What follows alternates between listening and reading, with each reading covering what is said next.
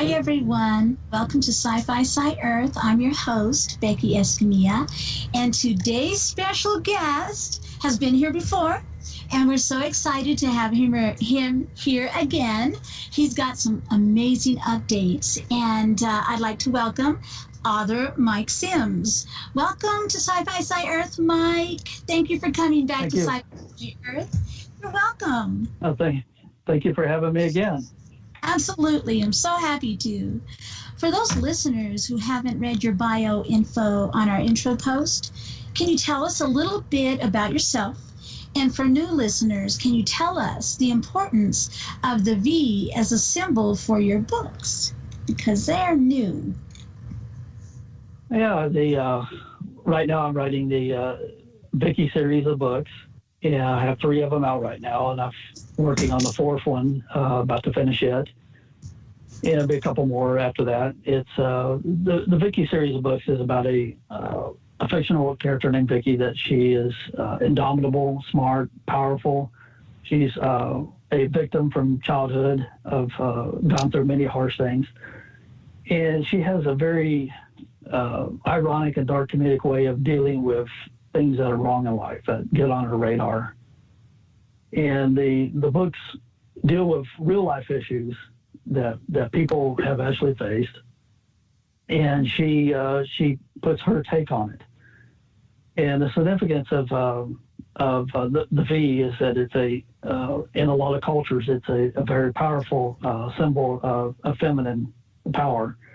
And so I've named her aptly Vickie, starting with a V, and the next book after is Valkyrie, and then the one I'm writing now, which fills between the original book, Vic-tim, and is called Violet.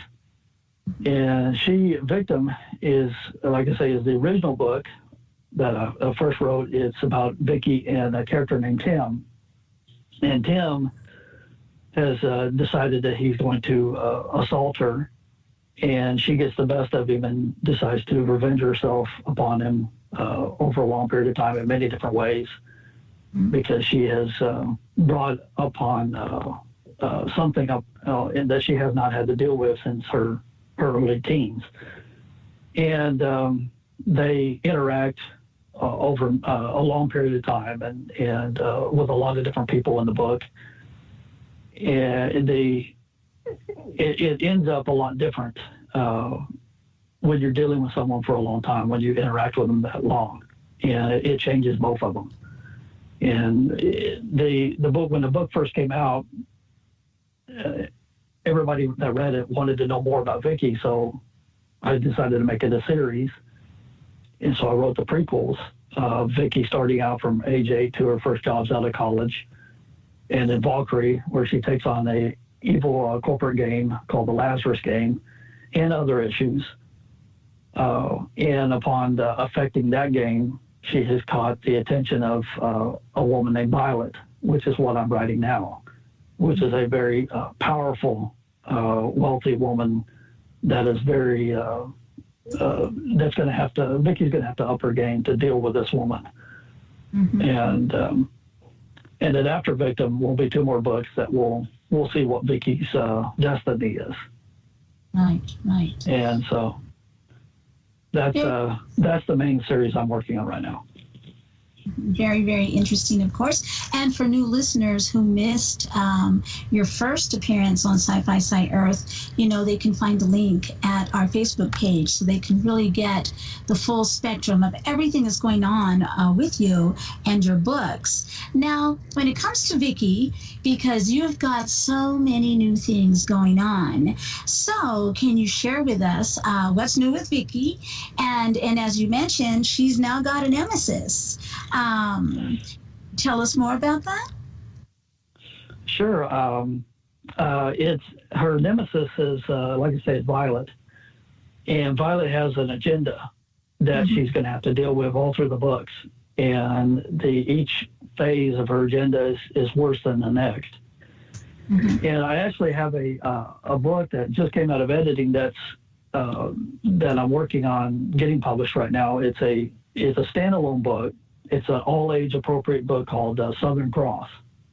and I borrow Vickie and make some of Violet's influence in this book to cross-pollinate the books and kind of give an Easter egg of a little bit of behind the scenes of Vickie in some of her life that's not going to be in the Vickie books for readers. But Southern Cross is about a Mexican boy in a poor village that discovers one night he loves astronomy and discovers that the stars are all wrong, and tries to convince his village of it, and ends up being in a big adventure. And this it stems from a short story I wrote a long time ago, and friends loved it, told me to write it in a book, and I never did, and decades went by, and I finally did now. So it does borrow from the Vickie character, but it's its own book, and it's a very nice little story, and I hope people enjoy it, and it will be out fairly soon. But I heard a rumor. I heard a rumor about you, though. Oh, you did? That you have a store now. Yes, Location 6. Absolutely. It is for all of, it's all sci-fi, of course. It is Sci-fi Sci-Earth's official store. And I'm including from all of you special guests, your books, your DVDs, your CDs that listeners hear about here. I'm carrying them in the store. So I'm definitely adding your Vickie books, all of your books, to my... Much appreciated. Yeah. I should, by the end of January, customers can start seeing your books at Location 6 for sure. We have a few things in already from some past guests, but I add continually all the time to that store. It's so fun. When you come to Roswell, you have to come visit, and we might even schedule a book signing for you there. Oh, that would be nice. Yeah, it's in a very high traffic area. Absolutely. But yes, that rumor is true. I have to address each one individually. There you go. When it comes to your books, getting back to Vickie, because she's very strong now because of what has happened to her. When it came to developing Violet, as a writer, did you find this particular character to be an excellent challenge for Vickie as a female rather than a male character? I mean, did you choose a female instead of a male for any particular reason? If you don't mind my asking. Actually, where Violet stemmed from was actually a couple of guys that have read my books. They actually confronted me for hours and said, we love the story. We hate Vickie. And I was like, really? And so why is that? And they said, she's too smart. She's too powerful. She just, it bothers us. And they for literally hours vented about Vickie and how much they didn't like her. And they said, she's not nice. She's not a hero. And I said, look, she's not a surgical instrument alive. She's a broadsword. She's not politically correct. There's nowhere have I put in any kind of description that she's a hero, but she does things that help people. Right. So the means kind of justify the ends, I guess, but she just, but she's not she's not a nice person. She's not at all, but she does help people. But the problem is, these guys were having is that she was just so indomitable. It was hard for them to fathom this. It wasn't the typical book character that they were used to. So when I decided to make the next book, it came to me that, they need to see what real evil really is. So she's going to meet another woman that is going to be far beyond her experience, and they're going to get to read what a truly, really, truly bad person is. and Violet is she's her character is from an old money family that influences the world geopolitically. They live beyond nations and borders and companies, and they're behind a lot of things. Oh, and wow. To give you kind of an Easter egg, a preview of a little bit is that she has decided to personally take down Vickie for interfering in her family's business in the book Valkyrie. So, at one point, Vickie and her will have a discussion, and she will, and Violet will tell her and says, you have no idea what you're up against, and Vickie basically asks, well, educate me, and Violet says, well, ask the questions that you've always wanted to know, and Vickie will ask her the common questions people always ask, okay, who killed Kennedy? And Violet says, we did. Oh my gosh. So he was interfering in things we were doing, and she'll go into it. Oh, and wow. And then Vickie will ask, okay, was there an alien crash in Roswell? And Violet says, yes, but they're not aliens. And Vickie's like, well, what do you mean by that? And Violet says, you don't even have enough information to ask the questions. Oh my gosh. That's how far ahead Violet is. So that's the kind of person you're dealing with. Yeah. Oh my gosh, that's so amazing. When it came to developing Violet, first, back to these two guys, did you find it just so incredible that they would take so much time to express how they felt about Vickie, that she had such an impact on them, realizing this book is about someone who yes, you drew from experiences of people, but she's, a fictional character. Were you just so surprised that she had so much impact on them? Yes, very much. And it surprised me about them. But the thing that really got to me more than anything, that actually it was very humbling and emotionally touched me quite a bit, was I had two ladies that were rape victims, and they described their what had happened to them, and one of them told me that reading Vickie was like reading her life. Oh. And she said it was just like reading her biography, and it was so hard.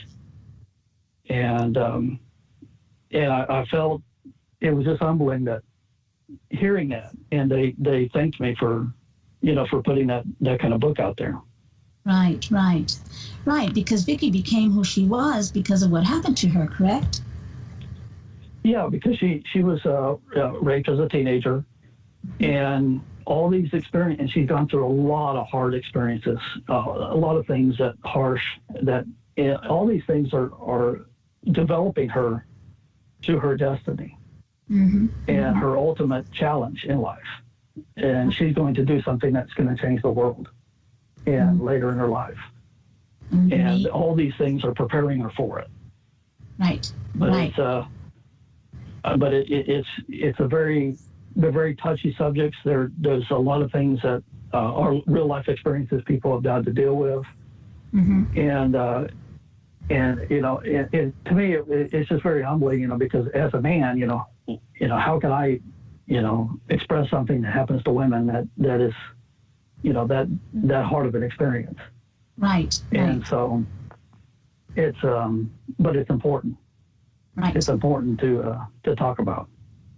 Yes, and well, you've most certainly penned it well because of the reactions you've gotten from readers, like the women who felt like they're reading about themselves, and then the men who are impacted by it at who she's become as a result, That's interesting, right. Very interesting. Do you have a pending release date for Violet, or is that going to be announced at a later date? Later date, because it's still in different drafts, because it's her character is so complex, and it sets the stage for the last books. Because I'm actually going to do a spin-off series based on Vickie's granddaughter. So, and her granddaughter is going to contend with Violet's granddaughter. So, the story will continue in a different saga. So I have to do things correct so that it all plays out correctly on the other series too. Right. Well, it's amazing how when you're putting things together as a writer that a lot of people do not really realize how much research goes into it and how much you literally have to get into the minds of the people that you've created, because they're alive for you at that moment, as you're writing. And we have a listener who's chimed in at the chat. Her name is Leslie Prentice, and she says, "Hello to you both. I can relate to knowing an evil woman by experiences with my stepmother. Good luck on your book." Thank you very much. Thank you, Leslie. Yeah. Yes, she had an very nice one. Yes, that's nice of her. But yes, it's very interesting because you really, really have to get to know your characters as you develop them. And do you ever feel that as you're developing these characters, because you meet people all the time, do people just cross your mind like, I'm going to take a little bit from that person, I'm going to take a little bit from this person and put it all together in this package? I mean, does that ever happen when you're developing a character? Well, it's interesting because I know the general storyline of what I'm writing, and I know and I have the general characters. But when I start writing, it plays like a movie, and I'm just dictating. I really don't even know exactly what the character is going to say. Right. And because when I was writing Vic-Tim, it was actually just another short story. And it was supposed to be a dark comedy about this woman revenging on herself on this assault guy, and in very comedic ways. But as I wrote the short story, it turned dramatic, and it ended totally different than what I intended. Wow. And when I looked at it, I was like, this isn't a short story. This is a book. And I didn't know what to do with it. It sat for 8 years, me not knowing what to do with it. I never wrote a book before. Wow. And then one day, it just came to me, the whole story. I know how to write this now. Oh, wow. Amazing. 8 years. That's interesting. Yeah. People don't realize that either. I mean, I would not realize it took 8 years. Thank you for sharing that with us, because it is very thought-provoking in the approach of coming to read your books. They just didn't happen overnight. And that's amazing. Well, when you work on any project too, I guess for you, this turned out to be like an evolution, something that just began to evolve and is continuing to evolve. I can hardly wait to get into this whole entire series and for the Violet book to come out. I do have a question, because since you were here last, you were working on some things for Vickie. At the time, we didn't get into it too much, but now that you're moving along with your series, what other languages are your books available in at this point? Well, the 3 current books that are out right now are Vickie, Valkyrie, and Vic-Tim. And they're, of course, in English, and they're also available in print, in ebook, in Spanish, and also in Portuguese. Vickie is available in French, and they're currently being worked on in Italian, Japanese, and Hindi. And so, and others maybe later, but they're also in Vickie and Vic-Tim are available in audiobook English, and also they just finished the other day in audiobook in Spanish, and that was narrated. Very fortunate. I'm very blessed by this. It was narrated by a known actress by the name of Lenny Rico, who is she's a Spanish actress now living here, but she's been on a number of TV shows and so forth. And she did a wonderful job on it, as well as the other narrator, Brenna Hobbs, that did on the English versions. Just gave me chills listening to them, and I wrote the stuff. But Lenny, she kept emailing me and telling me that she had to stop once in a while, and she was actually crying at some points doing the Vickie story, and she was so moved by it that she introduced it to a producer, and this producer got in touch with me and says, okay, just give me the pitch, about it and everything, and he and so I gave him the storyline of what each book was going to be and where it was going, and he picked out a part of it that that he really liked, and now he's trying to work on it to make it a TV series. That is so amazing! Oh my God, that's great news. Did you know? It's exciting. I know. The last time we talked, if I remember correctly, I think that was one of my questions. Do you plan on seeing this get into, a TV series and things like that? Of course, every author hopes to, but oh my gosh. Well, the fact that she referred you to a producer says a lot about your books. A lot. I just I was astonished, because I personally I know. I have movie producers as friends and so forth, and they, it's very hard to get in anything unless you're, best-selling, award-winning, or whatever. It's hard to break into that kind of industry and get anybody's attention just on your book's merit. But this guy, he's very very knowledgeable. Very smart guy. He did the screenplay for one of the Friday 13th movies. He did the Sabrina the Teenage Witch, Guernica war movie. A bunch of his resume is just long, and I was very fortunate to meet him. And he's out there. Working on this, and it's getting more and more from a long shot to possible now. And got my friend Nicole Andani, which I acknowledge in the books for all her help, and she's a VP of marketing for a direct response TV company that they handle ShamWow and P90X and a number of different products, and she has just been majorly helpful in advising and getting this, getting it far down the road too. So I'm just blessed with the right people and believe in it. Yeah. And believe in it more than I thought it would go to. So just it's amazing. Yeah, well, like right before the show, I asked you, because you talked about things coming to light in the past couple of weeks, and how long has this really been going on? And your answer was like forever in the book world. Yeah, but right. It's true. It is true. It is difficult to get a book made into a film or something made for TV series or just a mini series, because there's so much competition out there. Just amazing. Yeah. There's everything out there.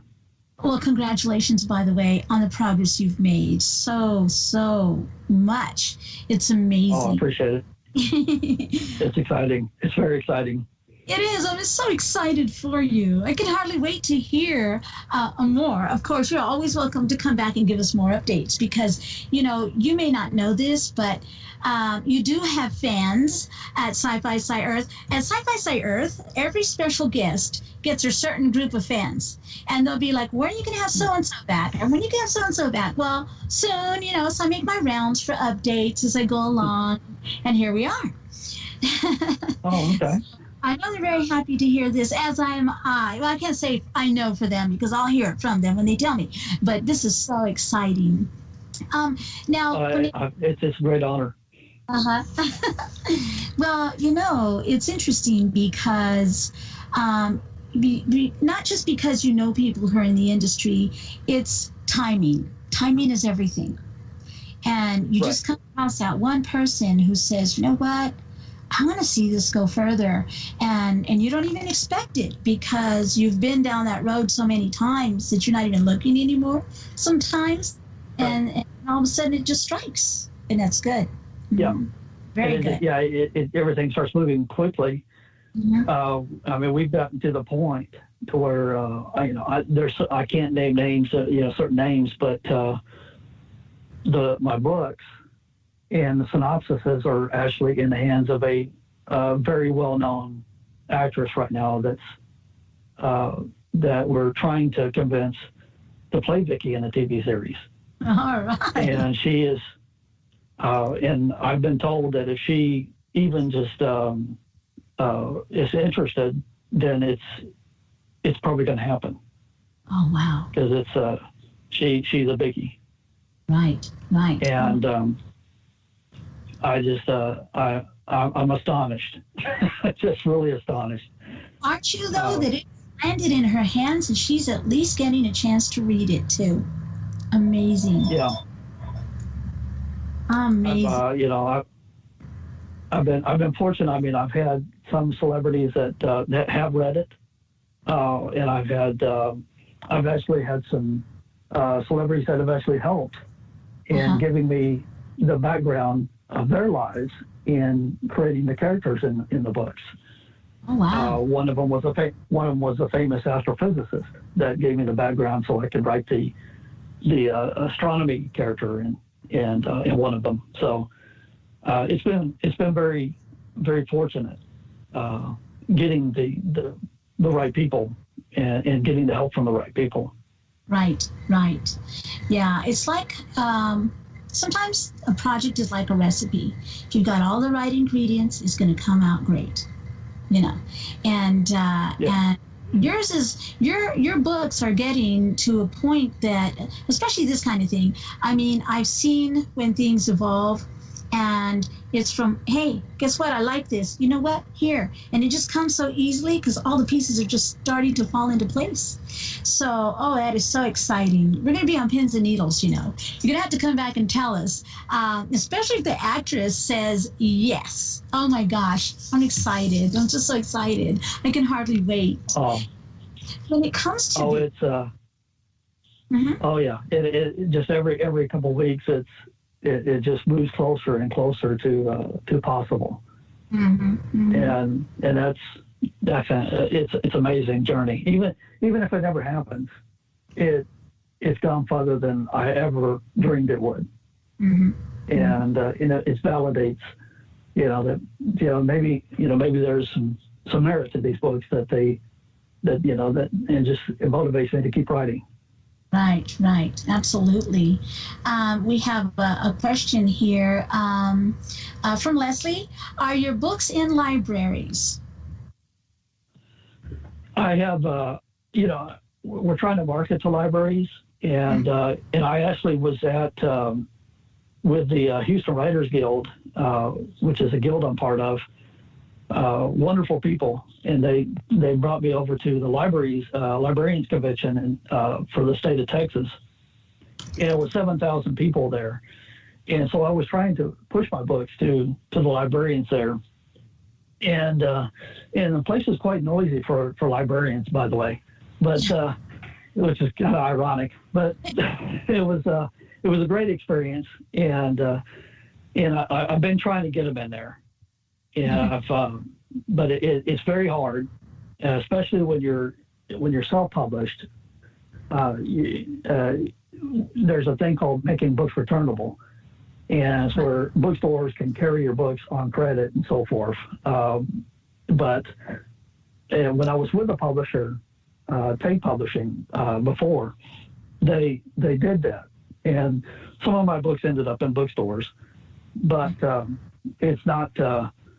It's a lot harder to do with self-published, and especially with libraries, they're very very careful about what they put in them, obviously. Right. But I'm working on it. You know what I did here in Roswell when we put out our UFO DVD? I went to the local library and I donated like first of all, a dozen of the videos when it was on video. And then I went online and encouraged people to do interlibrary loan. And they did. That video was checked out all of the time. And I guess actually people didn't return them, so they ran out of videos. So then when the DVD came out of the video, I did a DVD. I released it on DVD format. I went over there and took them some more. And so that's the only place you could find our DVD was our local library. And I was so amazed at how many people would do the interlibrary loan. But, you almost have to know people at your own library to say, hey, come on, read my books, put it in there. With us, of course, it was easier because we were already nationwide with our UFOs, and Roswell's all about UFOs. But I imagine it's much more difficult. Much more difficult because they have boards and people who make decisions, and the bigger the city, the harder it is. Oh my gosh. Well, if you ever get them, do let us know, and I'll post the link at Sci-Fi Sci-Earth's Facebook page. Now, when it comes to Vickie, for this series, I mean, because you're in talks right now, is it right now, or is it too soon to tell if it's going to be turned into a TV series or a mini series or a movie? Do you know which just yet? We really don't know. Okay. It's, I mean, I would love it to be a regular TV series, and I've actually dreamed of what that series would be like, and even the theme music and everything. Oh, wow. But anything can happen. Mm-hmm. It's, but yeah, it just depends on. This producer has one aspect of the story in Valkyrie that he really likes, and it's and that's what he's laser focusing on. It's interesting because as my audience of readers builds up, different people like certain things out of the series. Right. And it surprises me what they like and what they don't like. What I think is just a minor part of the story that supports a bigger, what I think is a bigger important thing. That's what they key on. Mm-hmm. And so it's interesting that you can't really predict what people are going to like about it. Right. And I forgot to mention, by the way, that my books for the next 5 days, if you're on Kindle Unlimited on Amazon, they're free previews. You can read them for free for the next 5 days. Oh, nice. Okay. Excellent. Excellent. So our listeners can go there and read them. Nice. Do you have, I know you mentioned your another book a bit ago, but aside from the books you've mentioned today, do you have any other planned book releases? Well, I've got different. I've got a slew of short stories I've written since I was a teenager for many years, and it's just getting to them. They're actually I've introduced some of the characters for other stories I'm writing. Like in Vickie, there's a interesting little gas station guy that gives directions to people that are lost. And that's actually going to be from a book that I'm writing just about him. Mm-hmm. Mm-hmm. And so there's all these kind of Easter egg different things in the books and cross-pollinate books, so that you kind of get introduced to other things. But I've had other story ideas that popped in my head even recently. When I was at a book signing, and I was looking at a section in the bookstore that was small, but I'd seen it growing in other places, and a story popped in my head, just like that, for a story, and it's a comedy, but I can't really get into the scenarios of it, but it just cracked me up. And you never know when the ideas are going to come in. And To me, the interesting thing in this whole journey of writing is it's influenced other people to write as well.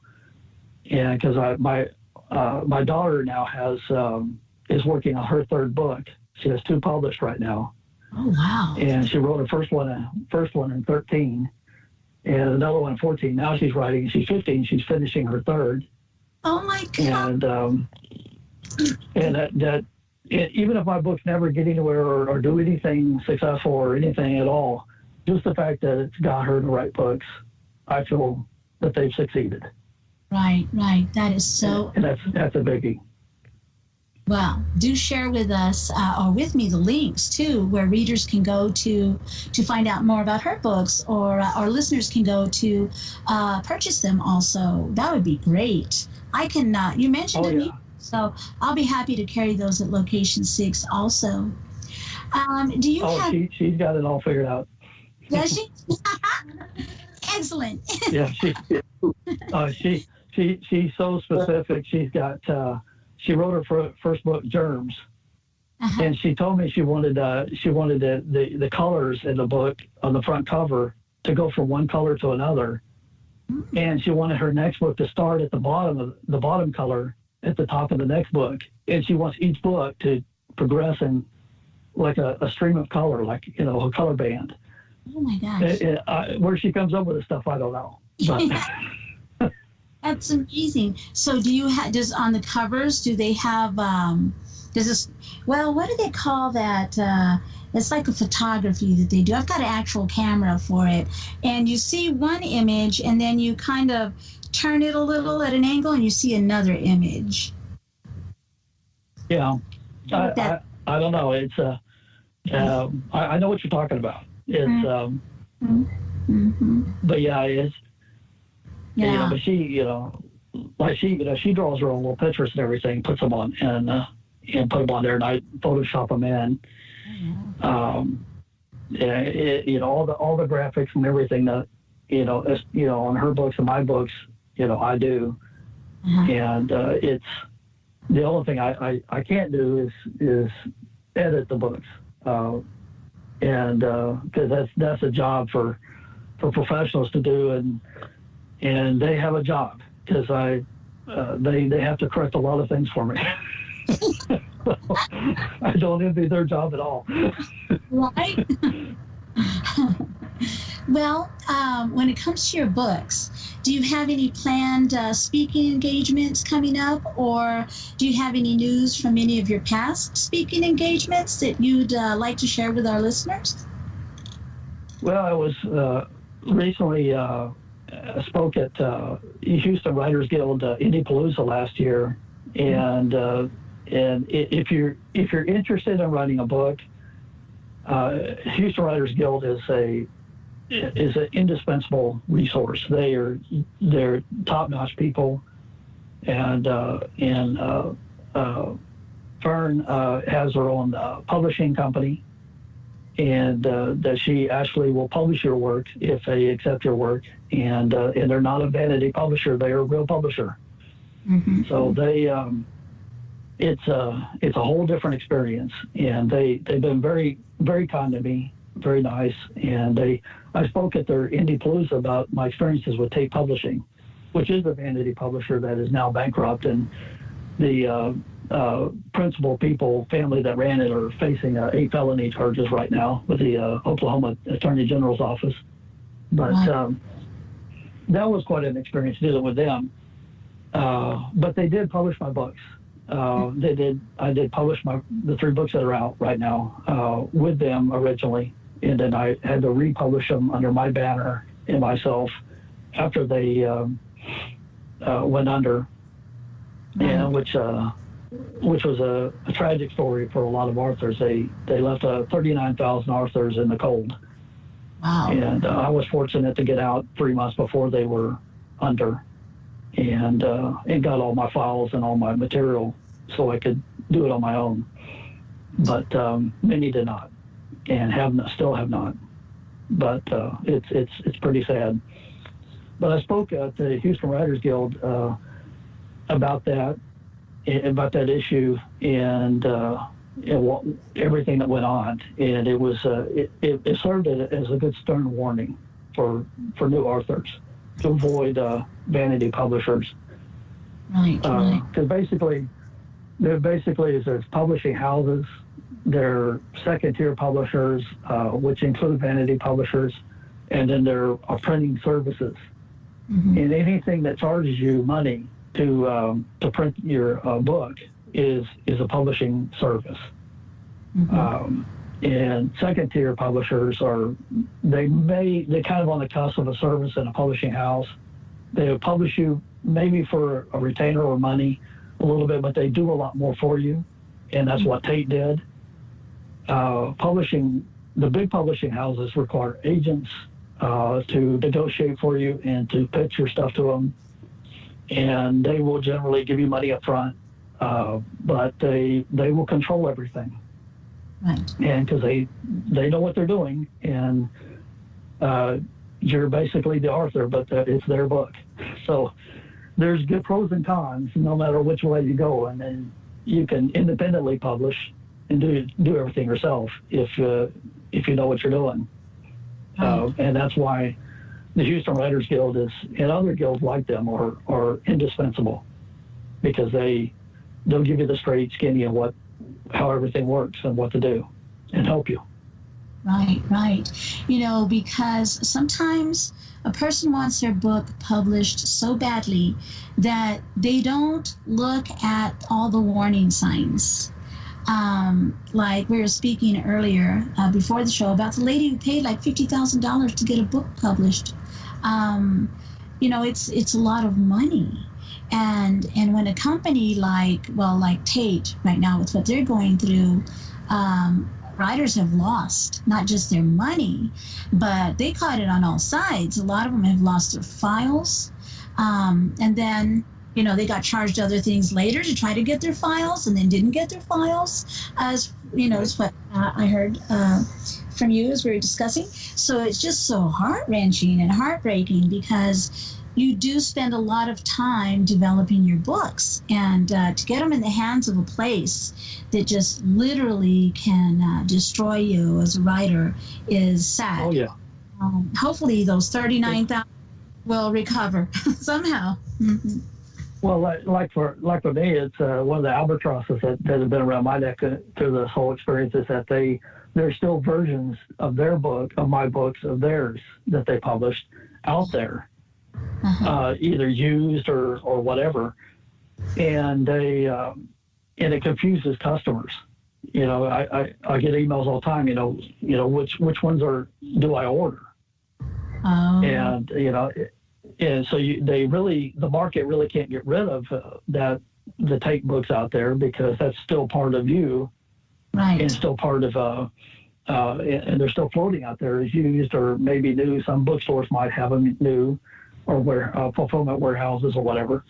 But so I have to send them the right ISBN numbers or links, and I generally put those on my website and blogs and blast them everywhere once in a while, so that people know where to go to get the right material. And but Violet and Southern Cross will be the first books not associated with Tate that are strictly me. Nice. So it'll be interesting to see how far they go. Right. Well, and a lot can be said for being your own publisher, because from there, do you distribute yourself, or do you look for a distributor? Well, I go through Ingram Spark, mm-hmm. Because they carry hardcovers, and mm-hmm. I generally do my paperbacks through Amazon.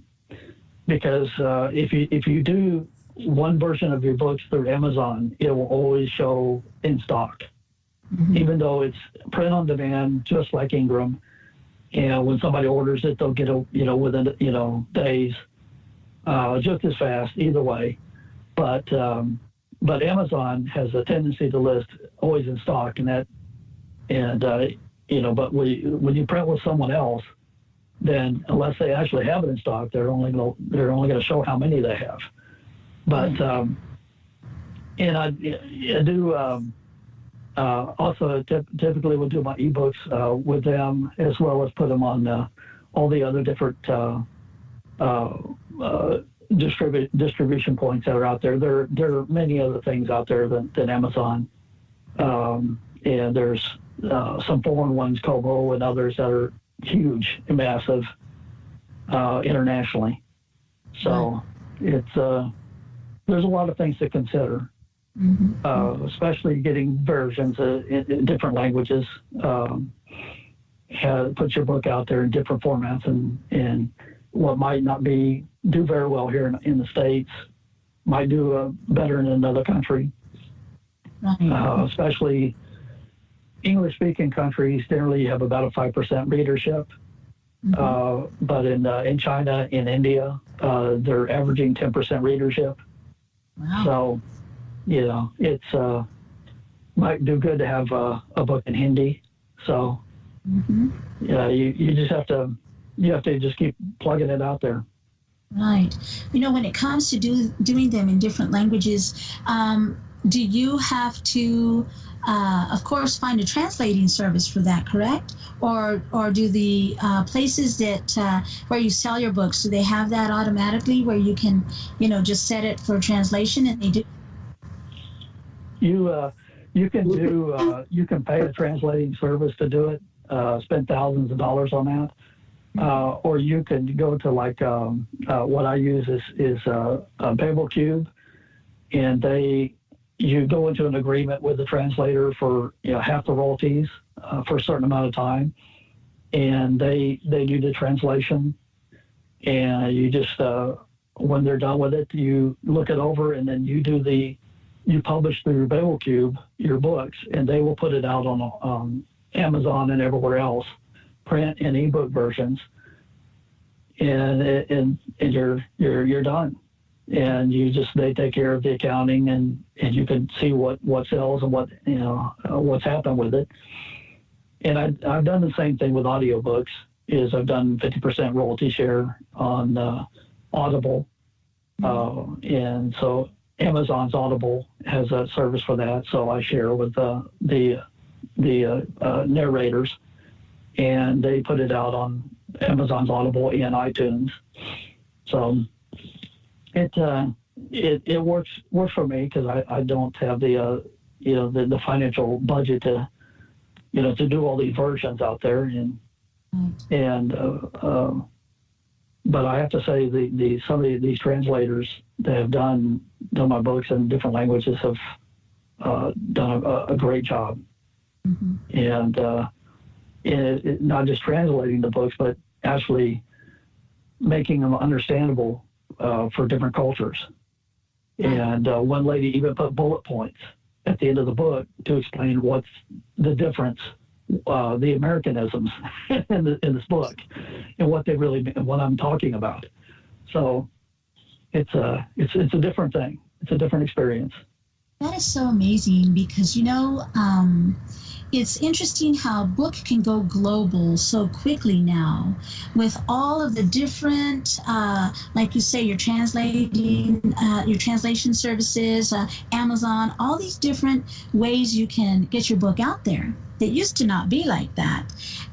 Do you find that it's not just only incredible, but does it just kind of touch your heart a little more that wow, my book is now in Hindi or in Spanish? Yeah. I mean, Very nice. Yeah. And they probably, you kind of wonder, did they do a better job writing it in that language than I did in English? So their version of my book might be better, but I don't know. It's but like Southern Cross, I just got back from editing. The editor I chose is actually from England, and because I wanted somebody that was international, because this book is based internationally, right? And she did correct a lot of the American style of stuff in there, and in her edits. So, and that was important. Yeah. Yeah. And it also prepares the books for other languages too. Right, right. Makes it easier for translators.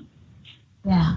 Well, it's true because, people in America, everyone needs to talk English. Everyone needs to talk English. Really? Do we really talk English? We speak American. We've got so many different, different types of things or phrases. And I've had people tell me, I'll talk to them over the phone. They'll say, I'm sorry, could you explain that? What do you mean by that? And I'm like, right. Exactly. In perfect English, but is it perfect? Not really. So it's a good point that you make, because it's true. It has to be explained sometimes. Well, that's amazing. Yeah, you take it, whatever culture you're in, you take for granted for how you talk and how you say things, because it's based on your experience and where you're at. Right. And somebody else reading it, in Brazil is not going to get it, what you're talking about. Mm-hmm. It doesn't make any sense to them. Right. That's all very good points, because it's true. I mean, who gives that a second thought? A writer, you, me, translators.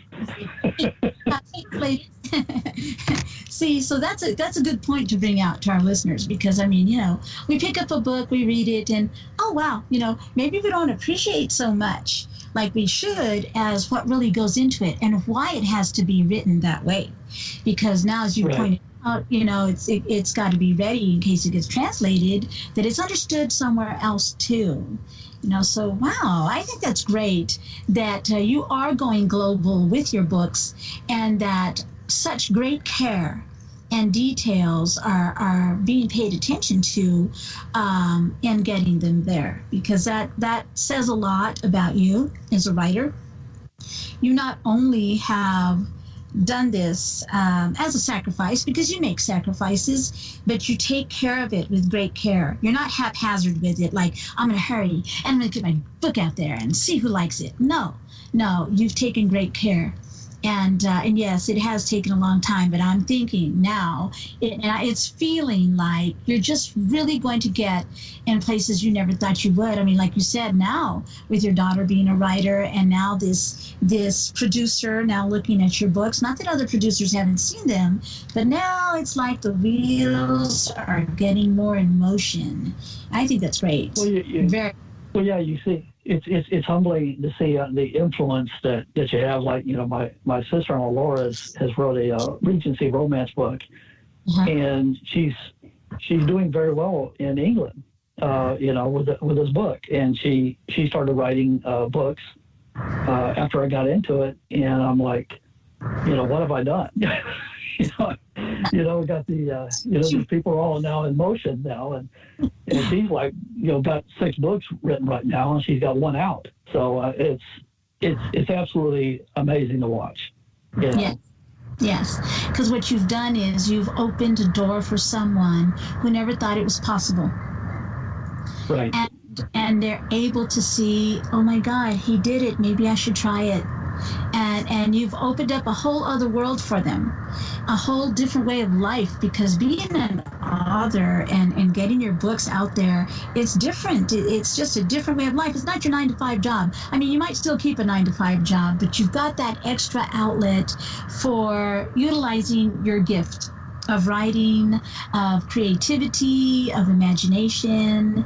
It just leads to other things, and that maybe she wouldn't have experienced any other time, because, I mean, she's here in the U.S., correct? Yeah.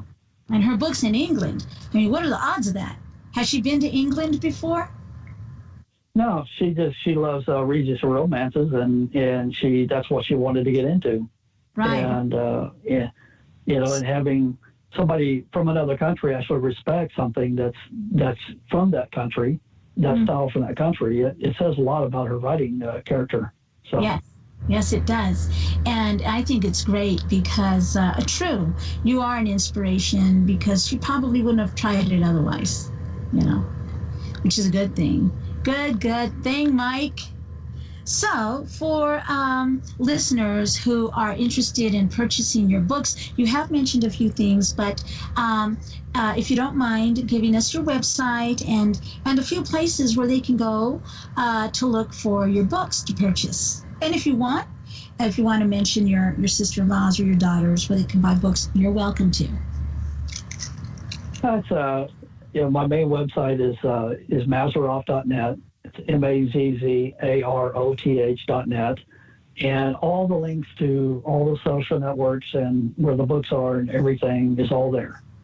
And so even blogs, so you can keep track of what's new and what's going on through that. Also, I have a mailing list that I send out announcements that you're welcome to join. My daughter's books are the Germs and the Gift, and under Mary Beth Sims, and L.L. Neal is my sister-in-law's books are under it, and I encourage you to look them up. Absolutely. Listener Leslie Prentice says to all writers, now it's time on our chat at Beacon of Light Radio chat. She says, now it's time to spread your wings and fly. Well put. I agree. Don't you?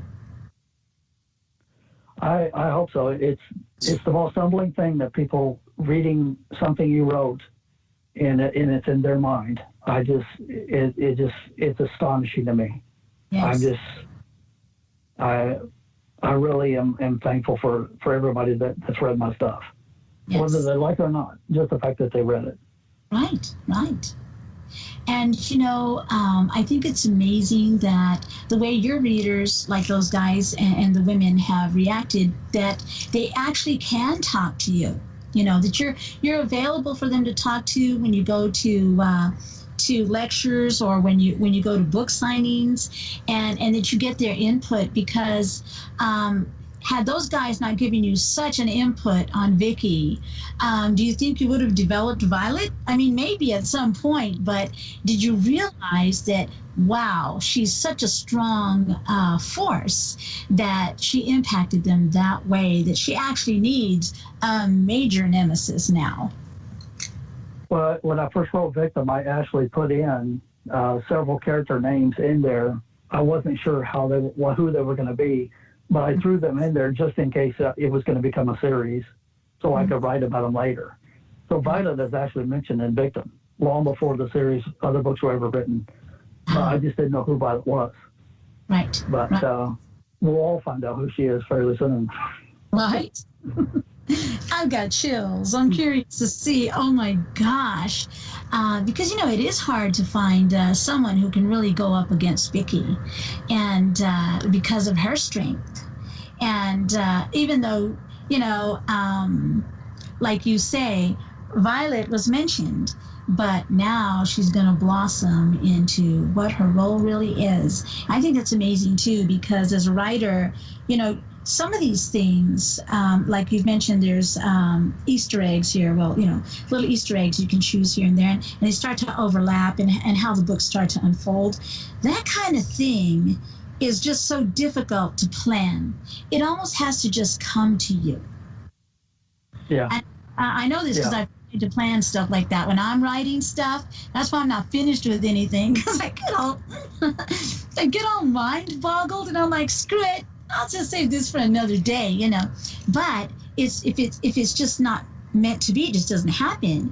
But in your case, it just seems to unfold and unfold, well, ever evolving, which is amazing. I can hardly wait to this entire series. Well, yeah, when you finally figure out what Vickie's destiny, what she was really made for, and what she's destined to handle, right, then everything makes sense. Yeah. Do you ever feel like you're just anxious? You just want to hurry up, and I know you can't because books take time, but do you just feel so anxious about waiting for the day that can come out, or do you just pace yourself well? It's I can't wait to do the next book after Vic-Tim, because it really gets into her destiny. But I think for me, Violet is the most fun. Mm-hmm. for some reason, I was more anticipating Violet than anything, you know. But the other ones are going to be big. Nice. Well, is there anything else you'd like to say to our listeners before we say bye? Darn it, time flew. Time flies. You have fun. Yeah. Just say thank you for reading them, and if you haven't read them, I hope you'll consider it. And it's a great honor for me. Right. And I'm looking forward to getting your books into Location 6, and so that others that are local who are listeners can make it just so much easier. Walk over there, buy a book, and there you go, get to reading. Well, thank you so much, Mike. Do come back with updates. Oh my gosh, I can hardly read more. Will do. And thank you for having me. You're very welcome. I'm always happy to have you here. And do keep me posted. I'm happy to share any links you provide. Thank you, Appreciate it. listeners. Bye.